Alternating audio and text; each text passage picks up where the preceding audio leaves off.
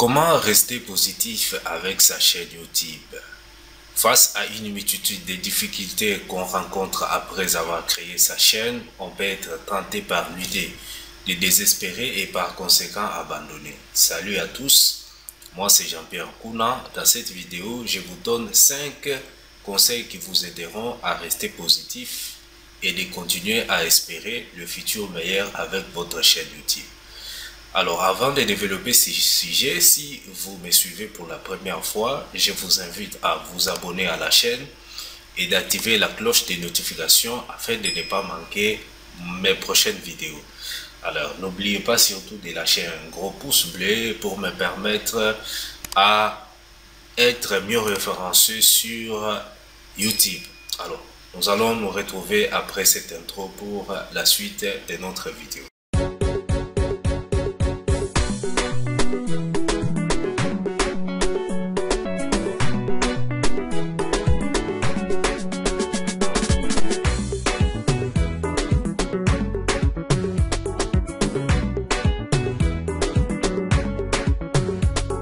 Bien, la majorité des youtubeurs exercent ce travail en ligne dans le but d'éduquer, divertir, informer la communauté prête à suivre sur la plateforme leurs vidéos. Alors, cependant, derrière tout cela, les détenteurs des chaînes YouTube visent à gagner de l'argent avec leurs activités en ligne. Donc, c'est ça l'objectif final de tout youtubeur, c'est de gagner de l'argent sur Internet avec sa chaîne YouTube. Raison pour laquelle YouTube est actuellement le moteur de recherche le plus visité après Google.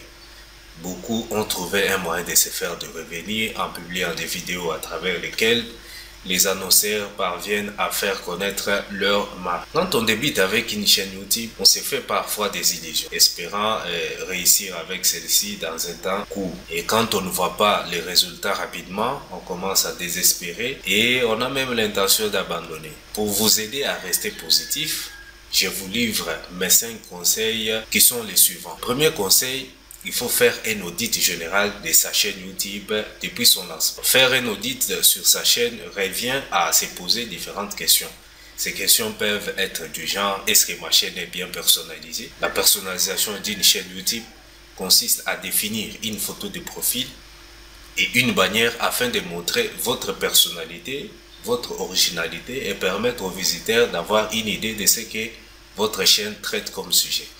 Vous pouvez aussi ajouter des liens pointant à vos autres ressources telles que l'adresse de votre blog et une page de capture. La liste est longue. Si vous voulez savoir plus de ce qui est la personnalisation d'une chaîne YouTube, je vous invite à aller cliquer dans la description de cette vidéo. Vous allez trouver les liens qui pointent vers ma vidéo qui vous montre comment créer une chaîne YouTube et comment la personnaliser. Bref, vous devez examiner ces éléments pour déterminer à quel niveau se trouvent vos failles. La deuxième question qu'il faut se poser, est-ce que je respecte les consignes de publication des vidéos? Il faut savoir que YouTube est avant tout un moteur de recherche.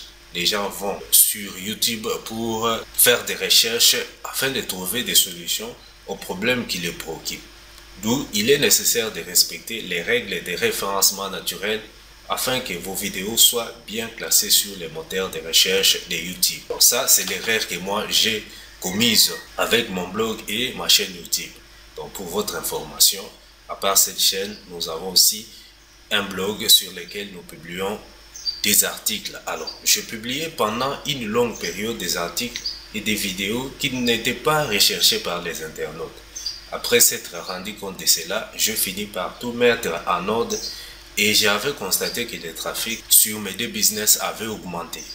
Alors, pour qu'une vidéo reçoive de l'engagement des spectateurs, il faut qu'elle ait d'abord un bon contenu capable de donner une valeur ajoutée à ceux qui auront à l'écouter. Ça ne suffit pas, il faut aussi qu'elle soit bien référencée. Alors là, on sous-entend les mots-clés. Vous allez choisir un mot-clé ayant un volume de recherche suffisant et ayant moins de compétition, c'est-à-dire que les autres youtubeurs n'ont pas encore en majorité utilisé.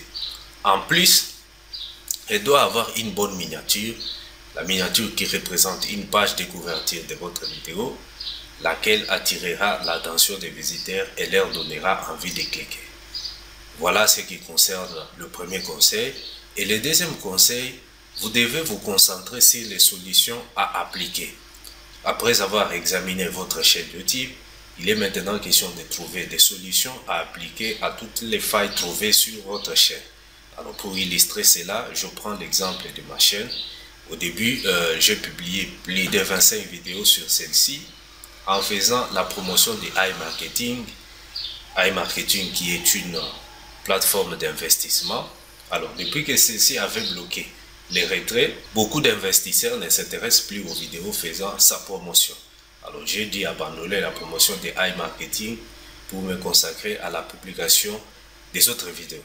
Alors vous savez quoi? J'ai utilisé l'outil de planification des mots-clés qu'on utilise pour les articles des blogs, alors que celui-ci n'est pas forcément adapté à la recherche des mots-clés sur YouTube. J'ai utilisé longtemps cet outil jusqu'à ce que je me suis aperçu que cela ne marchait pas. Je voyais les autres amis exploser avec leurs vidéos et pourtant le mien ne recevait pas beaucoup de vues. J'ai découvert l'application appelée TubeAD, laquelle a été créée pour interpréter l'algorithme de YouTube et aider les youtubeurs à se focaliser sur les mots-clés les plus recherchés. Alors cet outil est gratuit, mais pour avoir beaucoup de fonctionnalités, il est préférable de souscrire à la formule payante. TubeAD vous permet de choisir des mots-clés à haut volume de recherche et vous épargne de sortir de la piste des référencements naturels. En plus, j'ai abandonné Canva pour choisir Photoshop quant à la création de mes miniatures. J'avais constaté que les miniatures créées avec Canva n'étaient pas attirantes. Alors, je le fais actuellement avec Photoshop, comme vous pouvez le constater, et je me sens à l'aise avec ça. Voilà, nous passons au troisième conseil. Le troisième conseil, c'est publier régulièrement des vidéos sur sa chaîne YouTube. Alors, une chaîne YouTube se développe au fur et à mesure que vous publiez des vidéos. Cela s'apparente à notre corps qui a besoin de la nourriture pour sa croissance. Une fréquence de publication raisonnable et de 2 vidéos par semaine. Avec cette fréquence, YouTube comprend que votre chaîne a de quoi partager avec votre audience.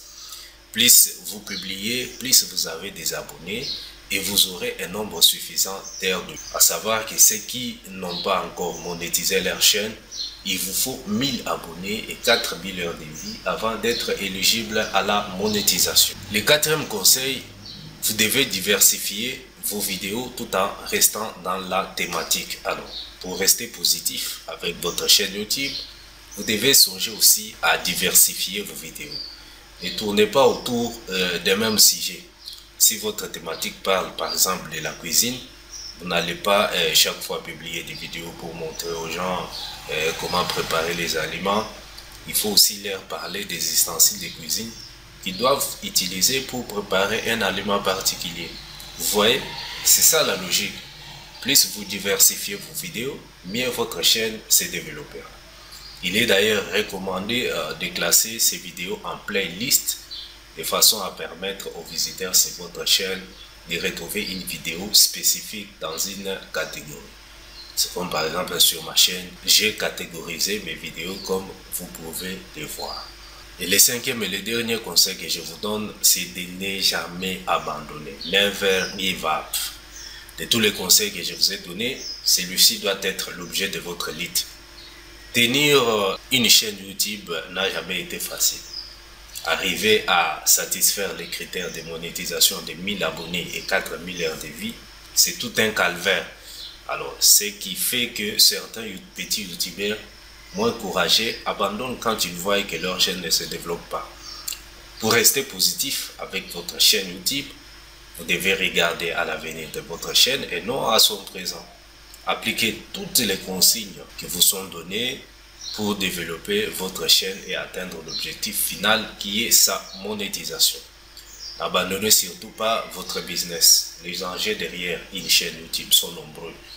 Il y a des gens qui gagnent beaucoup d'argent avec leur chaîne. Et l'avantage, c'est que vous allez souffrir au début, bien sûr, mais une fois qu'une chaîne YouTube se développe, elle vous fera gagner de l'argent même quand vous êtes sur votre lit. Voilà les 5 conseils que j'avais à partager avec vous afin que vous ayez un bon mindset et restez positif avec votre chaîne YouTube. Si vous avez aimé la vidéo, n'oubliez pas de la liker, de la partager. afin de permettre à la chaîne de se développer. Merci bien, je vous dis au revoir et vous donne rendez-vous pour la prochaine occasion. Merci.